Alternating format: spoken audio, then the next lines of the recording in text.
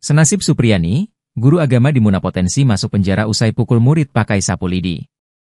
Belum selesai kasus guru Supriyani, kini seorang guru lainnya di Sulawesi Tenggara berpotensi masuk penjara.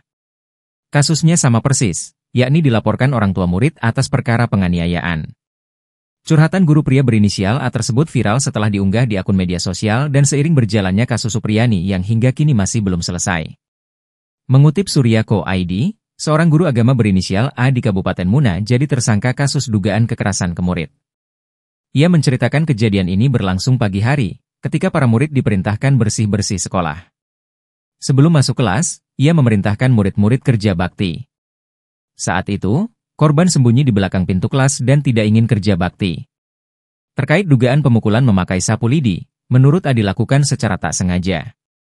Saya ayunkan sapu kena kepalanya, kata guru agama tersebut. Setelah kejadian, si korban kemudian melaporkan aksi pemukulan ke ibunya.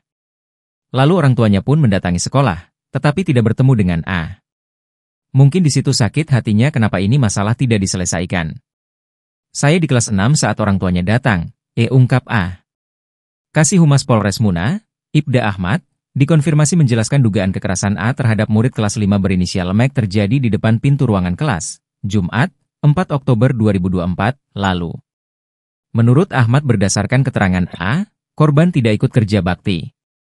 Keterangan A, guru, korban tidak ikut kerja bakti sehingga ia mengayunkan sapu lidi. Saat itu siswa, korban, inisial Mek spontan menunduk untuk menghindar. Sehingga sapu mengenai pipinya, ungkapnya. A sudah ditetapkan tersangka, namun tidak ditahan, sampai saat ini masih diupayakan mediasi, IB berAhmad. Ahmad menerangkan, sudah beberapa kali mediasi, namun keluarga korban masih menolak.